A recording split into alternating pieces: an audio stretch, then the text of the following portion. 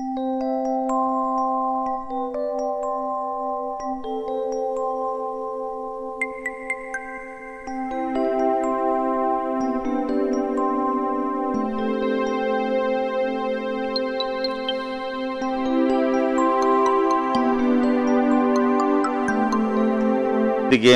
പരിപാലിക്കുകയും എഴുന്നേൽക്കുകയും പൂർണ്ണതയിലെത്തിക്കുകയും നമ്മളെ കർത്താവിൻ്റെ ഭവനമാക്കുകയും ചെയ്യുന്ന കർത്താവിൻ്റെ നാമത്തിന് മഹത്വം ഉണ്ടാകട്ടെ.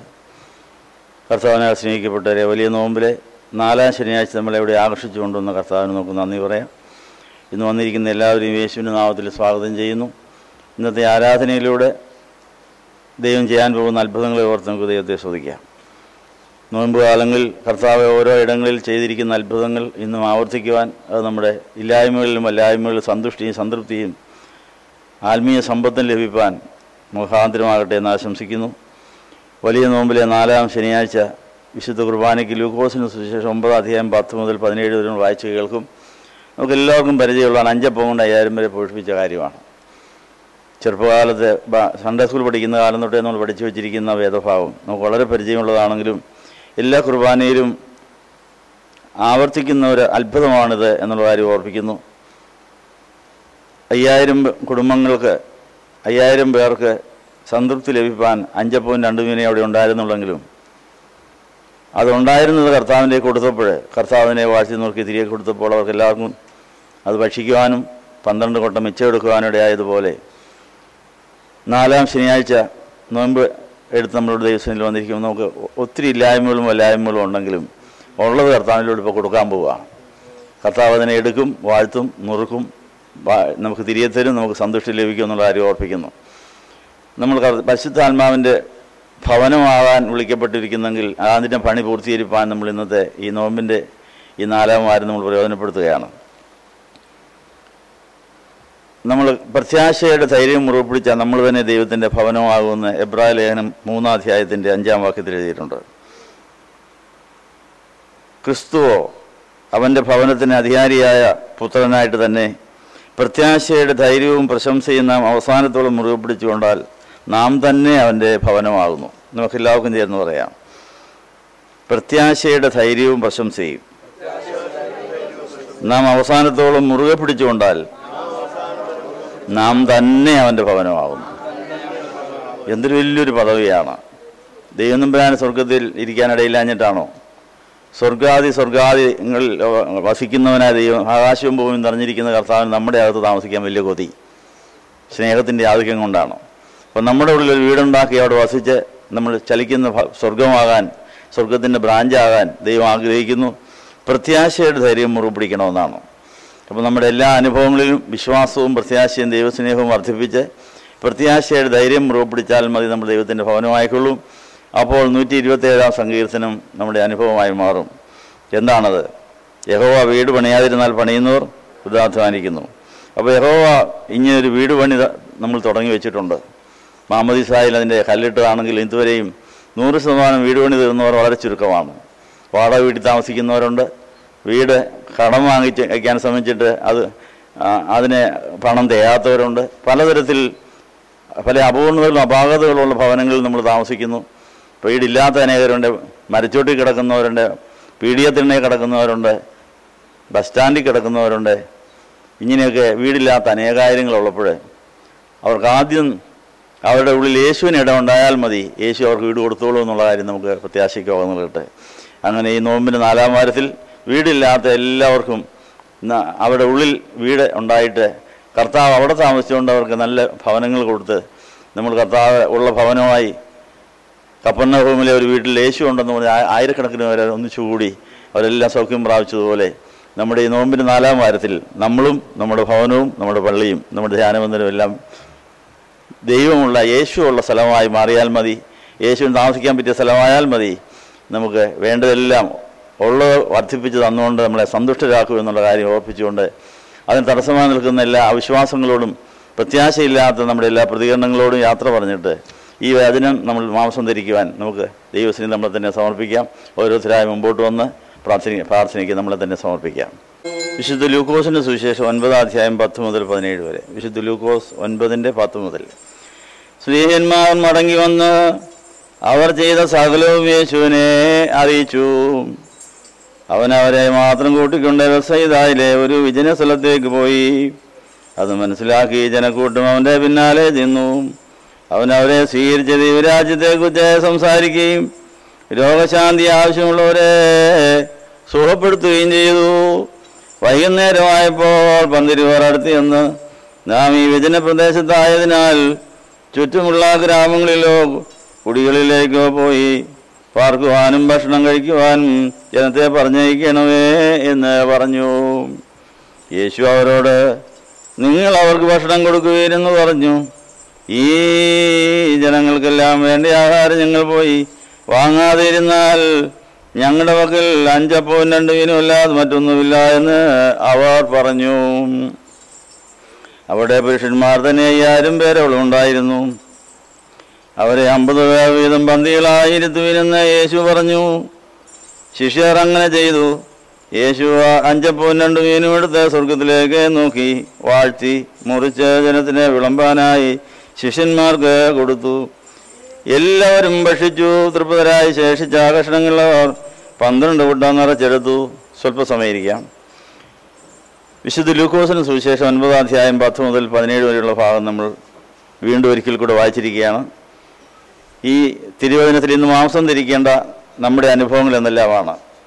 സ്ത്രീഹന്മാർ ഈരണ്ടായി അയക്കപ്പെട്ട് അവർ വേല കഴിഞ്ഞ് അതിൻ്റെ റിപ്പോർട്ട് കൊടുക്കാൻ വേണ്ടി യേശുവിനെ അടുത്ത് വരുന്നതാണ് പശ്ചാത്തലം.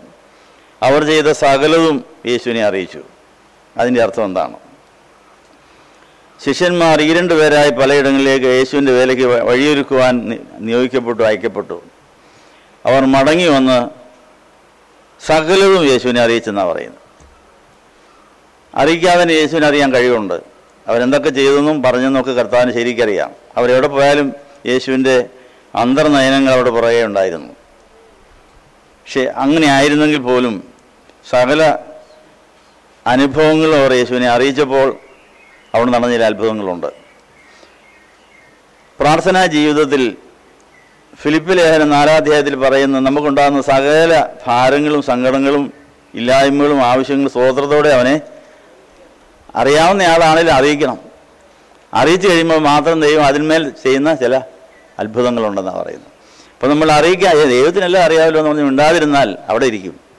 അപ്പോൾ ഈ ശിഷ്യന്മാരുടെ ആ മാതൃകയിൽ നമ്മൾ എവിടെ പോയാലും അയക്കപ്പെട്ടു പോകണം. മടങ്ങി വന്നാൽ ഉടനെ തന്നെ പോയി ഒരു അറിയിക്കുകയും വേണം.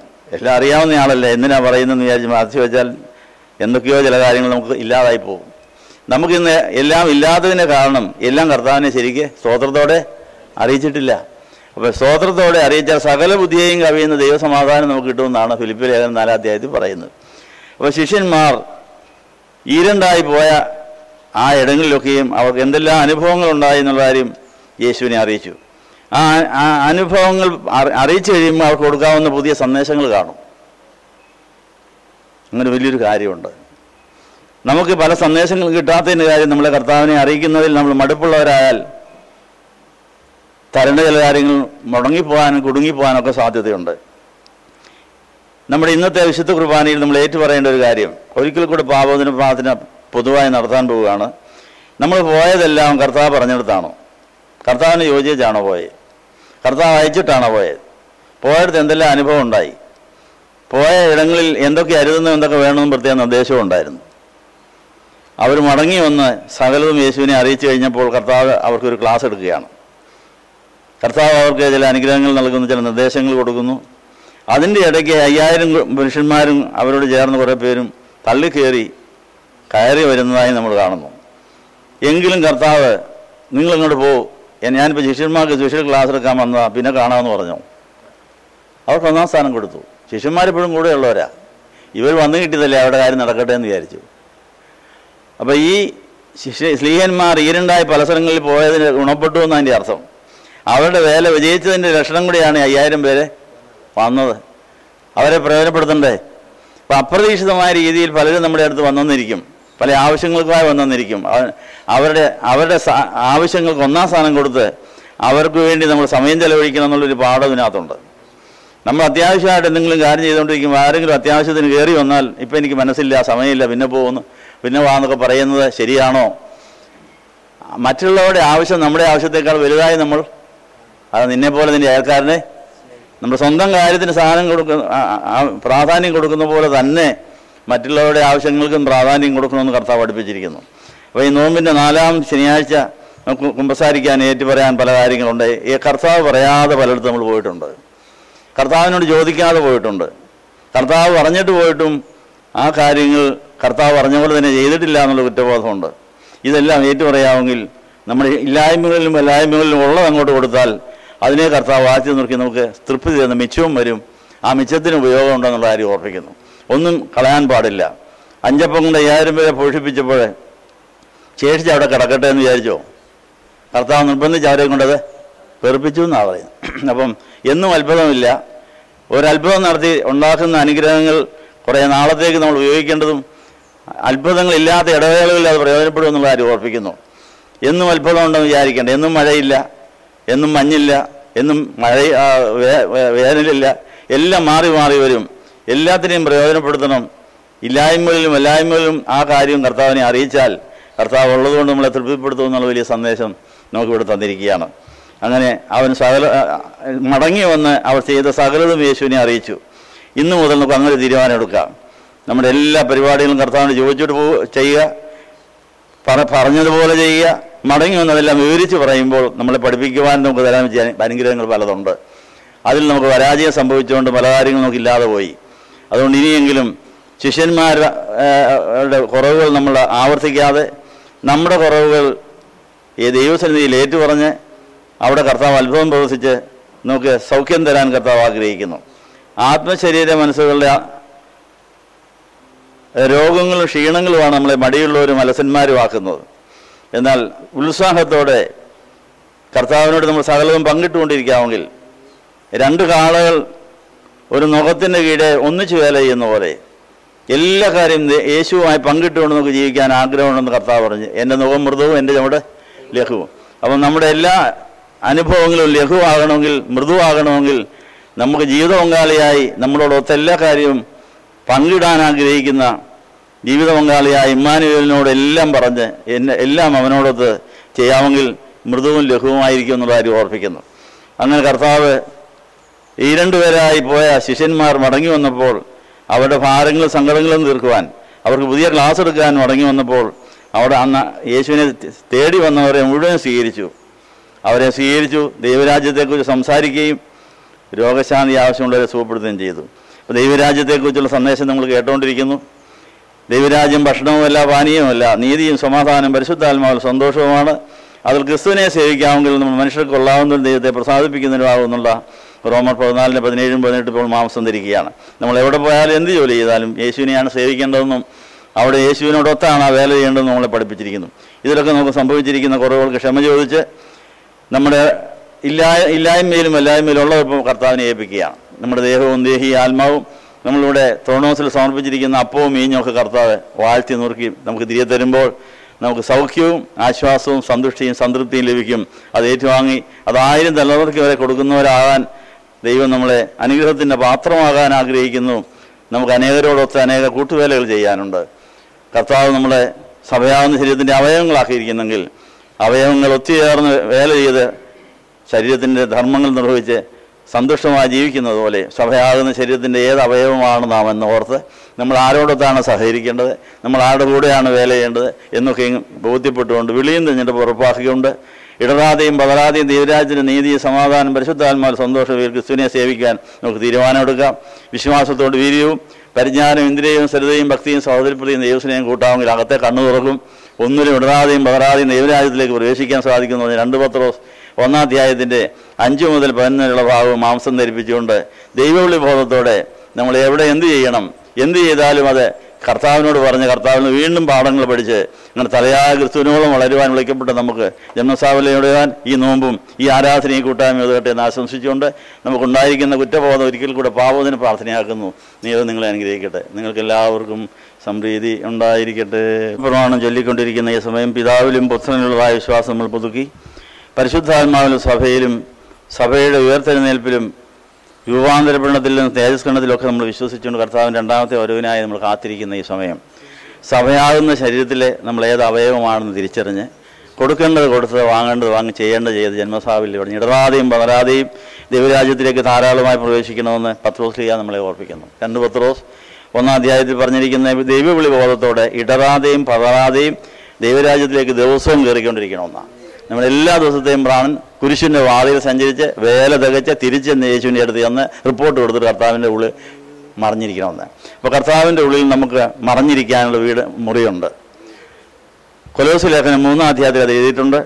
യേശുവിനെ അനുഗമിച്ച് യേശുവിനെ പ്രസാദിപ്പിച്ച് വേല തികച്ച് ഇന്നത്തെ അതിന് പണി കഴിഞ്ഞെന്ന് പറഞ്ഞാൽ യേശുവിൻ്റെ കൂടെയാണ് കിടന്നുറങ്ങാൻ. ഈ ജീവിത പങ്കാളിയായ പിതാവ് നമുക്ക് സമ്മാനിച്ച് യേശുവിൻ്റെ കൂടെയാണ് നമ്മൾ ഉറങ്ങേണ്ടത്. നമുക്ക് ഉറങ്ങാൻ യേശുവിൻ്റെ അകത്തൊരു മുറിയുണ്ട്, യേശു നമ്മുടെ അകത്തൊരു മുറിയുണ്ട്. അവിടെ കർത്താവ് വിശ്രമിച്ചെങ്കിലേ നമുക്ക് സ്വസ്ഥതയുണ്ടാകുള്ളൂ. ഇടറാതെയും പതറാതെയും ദൈവരാജ്യത്തിലേക്ക് പ്രവേശിക്കണമെങ്കിൽ ദൈവവിളിബോധം വേണം. ആരുടെ കൂടെ ആ വേല ചെയ്യണം? ഈ 2 പേരായിട്ട് പോയിട്ട് വന്നിട്ടാണ് അവർ റിപ്പോർട്ട് കൊടുത്തത്. 12 പേർക്ക് ഒന്നിച്ചു പോകാനത്തില്ല. ഈ 2 പേർക്ക് 6 സ്ഥലത്ത് പോയി വേല ചെയ്തിട്ട് തിരിച്ചു വരേണ്ടി വന്നു. നമുക്ക് എല്ലാവർക്കും ഒന്നിച്ചിപ്പോൾ ആരാധനയ്ക്ക് കൂടി. എന്നാൽ ഈ 2 പേരായി ഒറ്റയ്ക്ക് ഈ 2 പേരെ തനിച്ച് വേല ചെയ്യേണ്ട അവസരങ്ങളുണ്ടാകും. എന്നിട്ട് വീണ്ടും റിപ്പോർട്ട് കൊടുക്കാൻ പോകണം. അങ്ങനെ ഒറ്റയ്ക്കും ഈ 2ആയും 3 പേരായും പല തരത്തിൽ നമുക്ക് വേലകളുണ്ട്. അത് ഏതൊക്കെയാണെന്ന് തിരിച്ചറിയണം. എന്നും ഒരുപോലെ ആകണമെന്നില്ല. അപ്പം ഇന്ന് നമ്മൾ ഇത്രയും പേരെ അവിടെ കൂടിയിരിക്കുന്നു. ഇതേ സമയത്ത് ആത്മാവിൽ അനേകരോട് ഒന്നിച്ച് കൂടിയിട്ടുണ്ട്. അവരോടൊപ്പം നമ്മൾ വേല ചെയ്താൽ ഇന്ന് വേല തികച്ചിട്ട് നിവൃത്തിയായി എന്ന് പറഞ്ഞ് കർത്താവിന് കൂടെ എന്ന് പറഞ്ഞാൽ കൃത്യസമയത്ത് അവൻ എഴുന്നേൽപ്പിക്കുക, അടുത്ത പണി നമുക്ക് ചെയ്യാം. അങ്ങനെ യേശു വരുമ്പോൾ എടുക്കപ്പെടണമെങ്കിൽ അവൻ്റെ കൂടെ തന്നെ നടക്കണം, അവൻ്റെ കൂടെ തന്നെ ജീവിക്കണം. അത് പോയി യാചിക്കാൻ പോവുക. കർത്താവ് ഇടറിയും പതറിയും കൂടെ നടക്കേണ്ടവരിൽ നിന്ന് അകന്നു കഴിഞ്ഞപ്പോൾ നമുക്ക് ഒത്തിരി നഷ്ടം സംഭവിച്ചിട്ടുണ്ട്. അതുകൊണ്ട് നമുക്കുണ്ടായ എല്ലാ അവസരങ്ങളും ദൈവവിളി ബോധത്തോടെ ചെയ്ത് സഭയാകുന്ന ശരീരത്തിൻ്റെ അവയവം എന്ന നിലയിൽ രഹസ്യമായും പരസ്യമായും പ്രത്യക്ഷമായും പരോക്ഷമായും പലതും നിവർത്തിക്കാറുണ്ട്. അതിനുണ്ടായ കുറവ് പരിഹരിച്ചിട്ട് മേലെ അങ്ങനെ വരികയില്ല എന്ന് പറഞ്ഞുകൊണ്ട് സമർപ്പണം പുതുക്കാനുള്ള സമയമാണ്. അത് നമ്മൾ യാചിക്കാൻ പോവുകയാണ്. സഹോദരി സംഘങ്ങളെ, മാതാക്കളെ, ഗുരുക്കന്മാരെ ക്ഷമിക്കണം. ഈ കുർബാന അംഗീകരിക്കപ്പെടുവാൻ നിങ്ങളാരും ഞങ്ങൾക്ക് വേണ്ടിയും പ്രാർത്ഥിക്കണം. എന്നും പരിശുദ്ധ റൂഹായിക്ക് സ്തുതിയാതിൽ നമ്മുടെ കന്നയമേണോന്നേക്കുണ്ടായിക്കിട്ടെയാണ്. വലിയ നോമ്പിൻ്റെ 4-ാം ശനിയാഴ്ച വിശുദ്ധ കുർബാനയിൽ സംബന്ധിപ്പാൻ നമ്മളെ ആകർഷിച്ചുകൊണ്ടെന്ന് ദൈവത്തിന് നമ്മൾ നന്ദി പറഞ്ഞു. വിശുദ്ധ ലൂക്കോസിന് സുവിശേഷം 9-ാം അധ്യായം 10 മുതൽ 17 വരെയുള്ള ഭാഗത്ത് ശിഷ്യന്മാരെ 2 അയച്ചിട്ട് അവർ മടങ്ങി വന്ന സകലതും യേശുവിനെ അറിയിച്ചതിന് ശേഷമാണ് ആയിരക്കണക്കിന് പേർക്ക് അനുഗ്രഹം ലഭിക്കുന്നത്. 5000 പുരുഷന്മാരും 5000 സ്ത്രീകളും 2-3 പിള്ളേരും കൂട്ടുകയാണെങ്കിൽ ആയിരക്കണക്കിന് എത്ര പേരുണ്ട്. അവർക്ക് അനുഗ്രഹം കിട്ടിയതിൻ്റെ പുറകിൽ കർത്താവിൻ്റെ കൂടെ ഇരുന്നതിന് ശേഷം കർത്താവിനാൽ അയക്കപ്പെട്ട 2 പേര് പോയി 2 പോയി 6 സ്ഥലങ്ങളിൽ പോയി അവർ 12 പേര് പ്രവർത്തിച്ചതിന് ശേഷം അതിൻ്റെ മടങ്ങി വന്നവരെ കർത്താവ് സ്വാഗതം ചെയ്ത് അവർക്ക് എന്തൊക്കെയാണ് ചെയ്തു കൊടുത്തത്? ദൈവരാജ്യത്തെക്കുറിച്ച് സംസാരിച്ചു. ഇന്ന് ദൈവരാജ്യത്തെക്കുറിച്ച് കർത്താവല്ലോ നമ്മളോട് സംസാരിച്ചോ? ദൈവരാജ്യം ഭക്ഷണവുമല്ല, പാനീയവുമല്ല, നീതി, സമാധാനം, പരിശുദ്ധാത്മാവിൽ സന്തോഷം. അവയിൽ ക്രിസ്തുവിനെ സേവിച്ചാൽ നമ്മൾ മനുഷ്യർക്ക് കൊള്ളാവുന്നവരും പിന്നെ ഒന്നും മുടക്കുക. അപ്പോൾ ഈ കാര്യം ദൈവത്തെ കർത്താവിനെ സേവിക്കാൻ കഴിഞ്ഞാൽ കിട്ടുന്ന ഒരു സർട്ടിഫിക്കറ്റാണ് മനുഷ്യർക്ക് കൊള്ളാവുന്നവരും ദൈവത്തെ. ഈ സർട്ടിഫിക്കറ്റ് ഉണ്ടെങ്കിൽ നല്ല കല്യാണം നടക്കും, നല്ല ജോലി കിട്ടും, നല്ല വീടുണ്ടാകുന്ന, നല്ല വീട്ടുകാരും നാട്ടുകാരും കൂട്ടുകാരും ഒക്കെ ഉണ്ടാകും. എന്തെങ്കിലും ഇല്ലാതെ പോയെങ്കിൽ കർത്താവിൻ്റെ കൂടെ ഇരുന്നത് പോരാ, പറഞ്ഞെടുത്ത് പോയത് പോരാ എന്നാ. അങ്ങനെ തീരുമാനിക്കാമെങ്കിൽ നമുക്ക് നല്ല സർട്ടിഫിക്കറ്റ് കിട്ടുമെന്നുള്ള കാര്യം ഓർപ്പിക്കുന്നു. അപ്പോൾ ദൈവരാജ്യത്തെക്കുറിച്ചുള്ള സംസാരം നമ്മൾ കർത്താവിൽ നിന്ന് കേൾക്കണം. രാജാവിൽ നിന്നാണ് രാജ്യത്തെക്കുറിച്ച് കേൾക്കേണ്ടത്. അത് കഴിഞ്ഞാൽ രോഗശാന്തി ആവശ്യമുള്ളവരെ സുഖപ്പെടുത്തുകയും ചെയ്തു. ഇന്ന് സൗഖ്യമാകുന്ന രോഗികളിലൂടെ ഇരിപ്പുണ്ട്. ആത്മശരീര മനസ്സുകളിൽ കർത്താവ് സൗഖ്യം കൊടുത്തിട്ട് കർത്താവിൻ്റെ കൂടെ വേല ചെയ്യുവാനും കൂടെ ഇരിക്കാനും കർത്താവിൻ്റെ കൂട്ടുവേലക്കാരാകാനുള്ള വിളി നമുക്ക് ലഭിക്കുകയാണ്. അങ്ങനെ 2 പോയിട്ട് 12 പേര് മടങ്ങി വന്നപ്പോൾ 5 അപ്പം കൊണ്ട് 5000 പേരെ പോഷിപ്പിച്ചിട്ട് 12 കൊട്ട മിച്ചവും കിട്ടിയെന്നുള്ള കാര്യം നമ്മൾ ഓർപ്പിക്കുന്നു.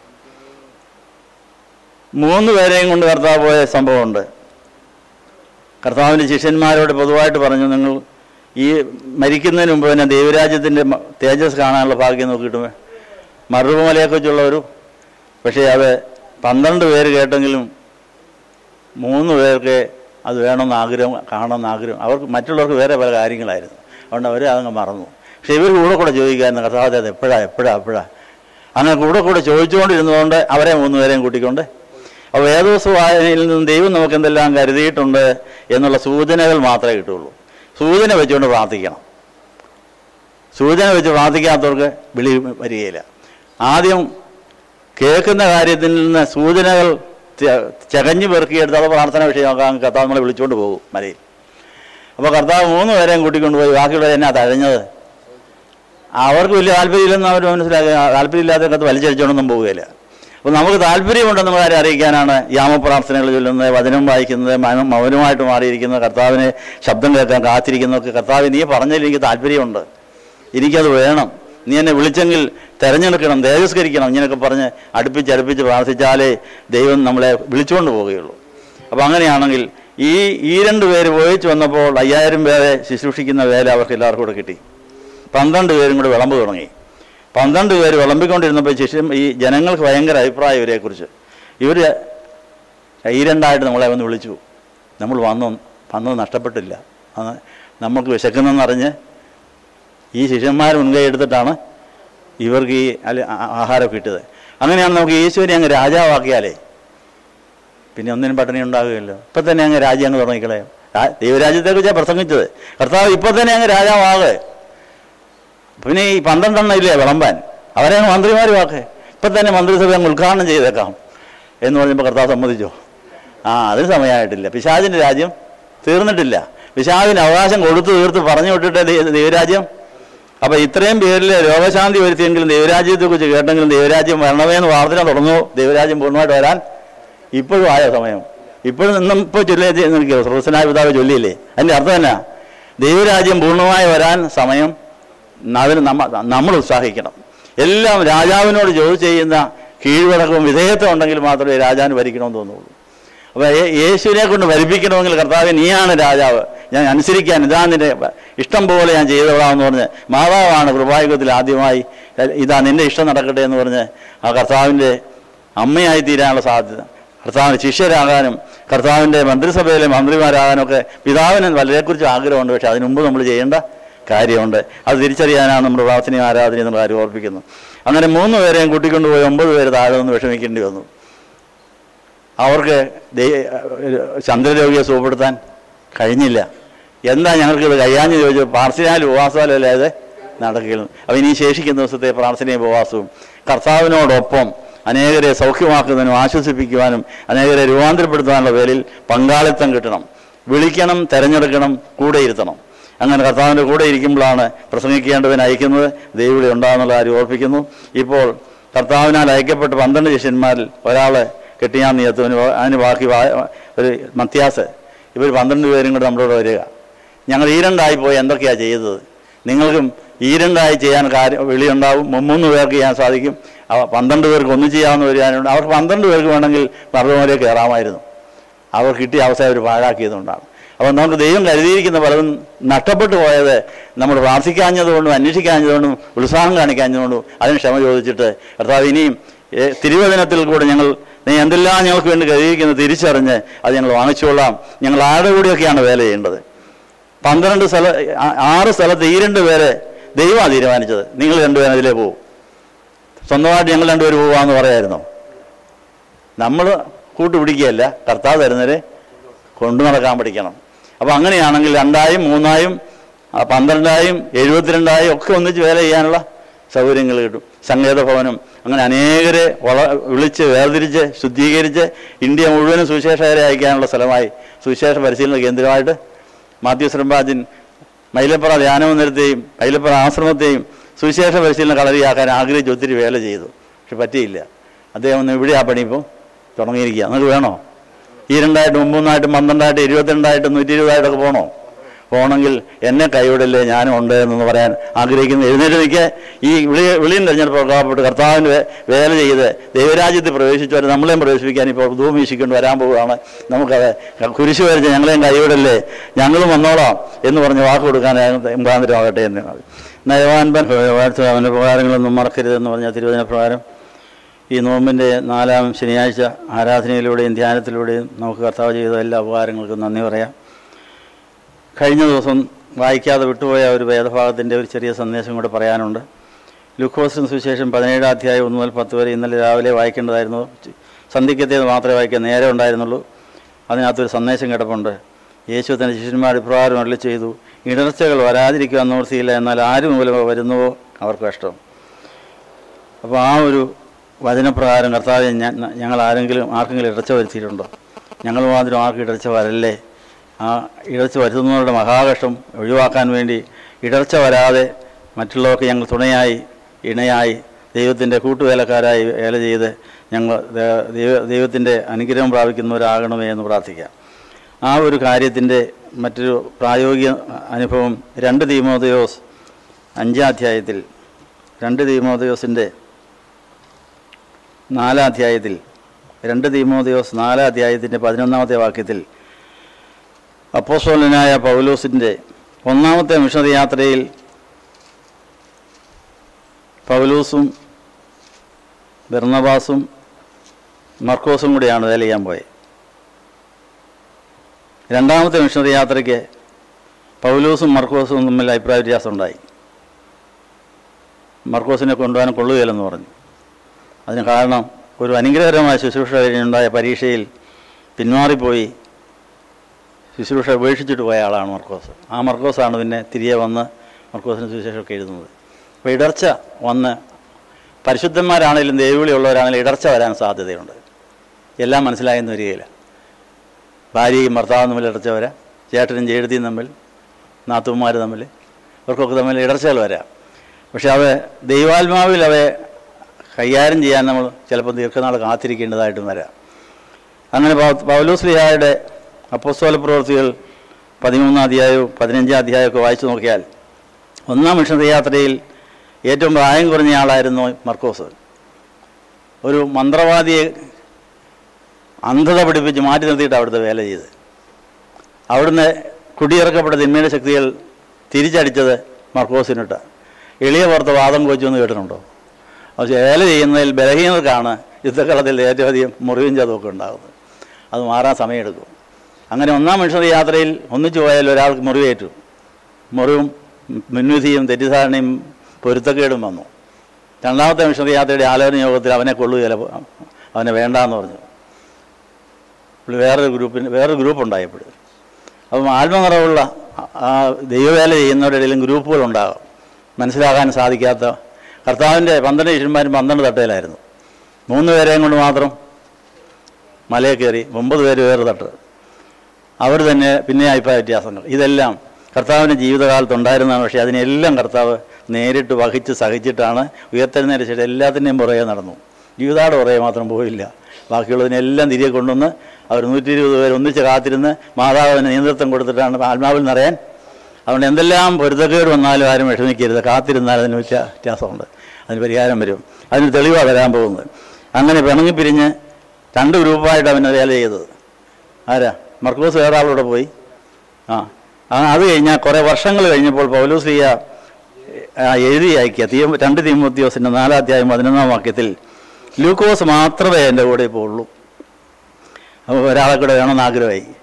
ലൂക്കോസ് മാത്രമേ എൻ്റെ കൂടെ ഉള്ളൂ. മർക്കോസ് എനിക്ക് ശുശ്രൂഷയ്ക്ക് ഉപയോഗമുള്ളവനാകയാൽ അവനെ കൂട്ടിക്കൊണ്ടുവരികയാണ്. ആ വെളിപ്പാടപ്പെടാൻ മതി. കൊള്ളുകയില്ലെന്ന് പറഞ്ഞാൽ പിന്നെ കൊള്ളാവുന്ന, അപ്പോൾ കൊള്ളാമെന്ന് പറയുന്നിടം വരെ കാത്തിരിക്കണം. അതിന് നമുക്കുണ്ടാകുന്ന ഈ രഹസ്യ പ്രാർത്ഥന, നോമ്പ്, ഉപവാസം, മുമ്പിടില്ല. ഭാര്യയ്ക്ക് ചിലപ്പോൾ ഭർത്താവ് കൊള്ളുകയില്ലെന്ന് തോന്നാം, ഭർത്താവിന് ഭാര്യ ചിലപ്പോൾ കൊള്ളുകയില്ലെന്ന് തോന്നാം, ചിലപ്പോൾ മക്കളെ പലരും നമ്മളെ കൊള്ളുകയില്ല എന്നൊക്കെ പറഞ്ഞ് ആരും നിരാശപ്പെടരുത്. ആത്മകളുണ്ടായിരുന്ന പൗലോസിനും ബർന്നബാസിനും മർക്കോസിനൊക്കെ ഈ പ്രശ്നം ഉണ്ടായപ്പോൾ നമ്മുടെ കാര്യം പറയണം. പക്ഷേ കർത്താവ് ആ പ്രശ്നം പരിഹരിച്ചിരിക്കും. കർത്താവ് അതിനുവേണ്ടി മുകളിൽ കയറി മധ്യസ്ഥത കാണിച്ചുകൊണ്ടിരിക്കുന്നത്. അപ്പോൾ കർത്താവിനോട് വിവരങ്ങളെല്ലാം പറയണം. ആരോടെങ്കിലും പൊരുത്തക്കേട് വന്ന് അവിടെ റിപ്പോർട്ട് കൊടുത്തേക്കണം. ഇച്ചിരി പിണങ്ങിയായിരിക്കുന്നത്, ഇച്ചിരി പൊരുത്തക്കേടുണ്ട്, ഒന്നിച്ച് പോകാനൊക്കുന്നില്ല. എങ്കിലും പൗലോസ് ദീർഘനാൾ പ്രാർത്ഥിച്ചു കഴിഞ്ഞപ്പോൾ മനസ്സിലാവാൻ പ്രയോജനമുള്ളവനാണ്. ആ പ്രയോജനമുള്ളതാണെന്ന് 2-ാം മിഷണറി യാത്രയ്ക്ക് തോന്നിയോ? ഇല്ല. കുറേ നാൾ കഴിഞ്ഞപ്പോൾ 2 പേരുടെയും പ്രാർത്ഥനയും ഏർപ്പാടും വീണ്ടും യോജിക്കാൻ അവരെ ഇടയാക്കി. ഈ ഒരു സന്ദേശം തന്നുകൊണ്ട് ഇന്നത്തെ ധ്യാനം സമാഹരിക്കുക. ഇപ്പം നോമ്പിൻ്റെ അടുത്ത 5-ാം വാരത്തിലേക്ക് കയറാൻ പോവുകയാണ്. ഇത്രയും നാളത്തെ ജീവിതത്തിൽ ആരോടെങ്കിലും എന്തെങ്കിലും പൊരുത്തക്കേടോ അഭിപ്രായ വ്യത്യാസം ഉണ്ടെങ്കിൽ ആ വിവരം കർത്താവിനെ അറിയിച്ചാൽ മതി. അവസാനം നിങ്ങൾ തന്നെ പറയും, ആ ആളെനിക്ക് എല്ലാവരെയും പ്രയോജനമുള്ളവരാക്കാൻ കർത്താവ് കഴിവുള്ളവനാണ്. തലകളെ വണക്കം പ്രാർത്ഥിക്കാം. ഞങ്ങളെ സ്നേഹിക്കുന്ന ദൈവമേ, ഞങ്ങളുടെ വിളിയും തിരഞ്ഞെടുപ്പ് ഉറപ്പാക്കിക്കൊണ്ട് ഇടറാതെയും പതറാതെയും ദൈവരാജ്യത്തിലേക്ക് പ്രവേശിക്കുവാൻ നീ ഞങ്ങൾ ആരോടെല്ലാം ഒന്നിച്ച് വേല ചെയ്യാനുണ്ടോ അവരോടെല്ലാം ഒത്തൊരുമിച്ച് വേല ചെയ്യുവാൻ വിളിയും തിരഞ്ഞെടുപ്പ് ഉറപ്പാക്കിക്കൊണ്ട് ഞങ്ങൾ വേല വെച്ച് ജന്മസാഫല്യം ഉടയുവാൻ ഞങ്ങൾ സഭയ്ക്ക് മുഴുവനും പ്രയോജനമുള്ളവരായി തീരുവാൻ ഞങ്ങളെ സഹായിക്കണമെന്ന് യേശുവിനെ നാമത്തിൽ യാചിക്കുന്നത് പിതാവിനും പുത്രനും പരിശുദ്ധാത്മാവിനും സ്തുതിയേറ്റാനായിട്ട് തന്നെ.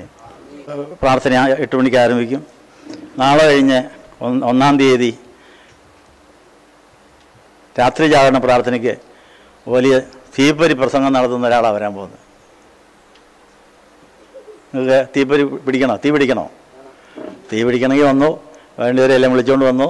6 മണി തൊട്ട് വെളുപ്പിനെ 6 മണി വരെയുള്ള സന്ദേശം അനുഗ്രഹമായിട്ട് മണിക്കൂറുകൾ നിന്ന് തീപ്പൊരി പ്രസംഗം ധ്യാനം നടത്തുന്ന ഒരാളാണ് വരാൻ പോകുന്നത്. ആളാരാന്ന് വരുമ്പോൾ അറിഞ്ഞാൽ പോരെ. അപ്പോൾ അതിനുവേണ്ടി പ്രാർത്ഥിച്ച് ഒരുങ്ങി വരിക. ദൈവം നിങ്ങളെ അനുഗ്രഹിക്കട്ടെ.